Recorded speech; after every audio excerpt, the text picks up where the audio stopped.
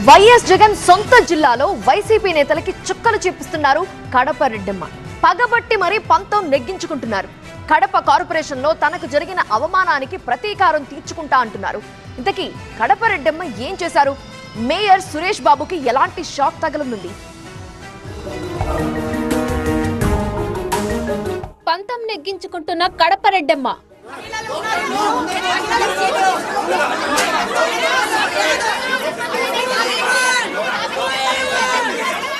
కుర్చీలాటలో దాదాపు పై చెయ్యి.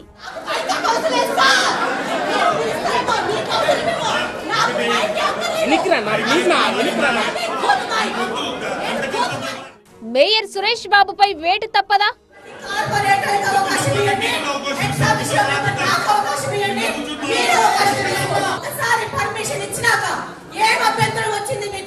స్టేట్ మొత్తం ఒక లెక్క, కడప ఒక్కటి మరో లెక్క. అభి చిన్న కన్ఫ్యూజన్, ఫ్లాట్ కొనాలా సైట్ కొనాలా? కన్ఫ్యూజన్ ఎందుకు? ఒక రియల్ ఎస్టేట్ ఎక్స్పర్ట్ తో మాట్లాడు. ఎలా? బాస్ వాలా బీ ద బాస్. ఎందుకంటే ఏపీ రాజకీయాల్లో దీనికో లెక్కుంది, కడపకు వాల్యూ ఉంది.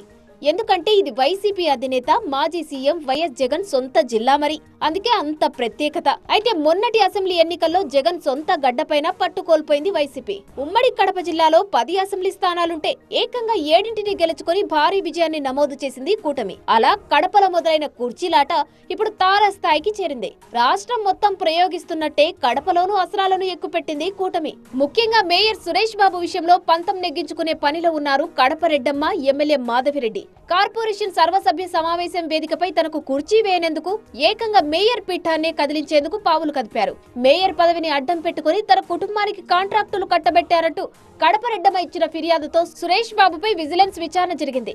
అదే సమయంలో మేయర్ సురేష్ పై అనర్హత వేటు వేయాలంటూ ప్రభుత్వానికి కంప్లైంట్ చేశారు మాధవిరెడ్డి. 2 ఫిర్యాదుల్లో ఒకదానిపై యాక్షన్ మొదలైపోయింది.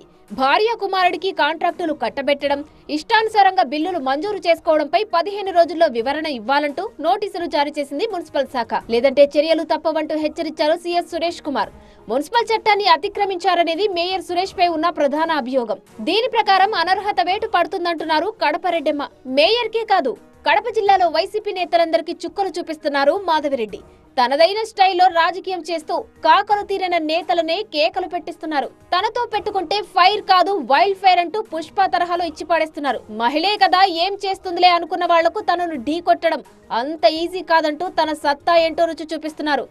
నా కుర్చీని తీసేసి నీ కుర్చీలో ఎలా కూర్చుంటావో చూస్తానని శపథం చేసి సవాల్ చేసి మరీ కడప మేయర్ ను టార్గెట్ చేశారు. చెప్పినట్టే సురేష్ ను మేయర్ పీఠం నుంచి పడగొట్టే విషయంలో విజయం చివరి అంచుల వరకు వచ్చారు. మరి కడప రెడ్డమ్మ తన పంతం నెగ్గించుకుంటారా, లేక కథ మరో మలుపు తిరుగుతుందా?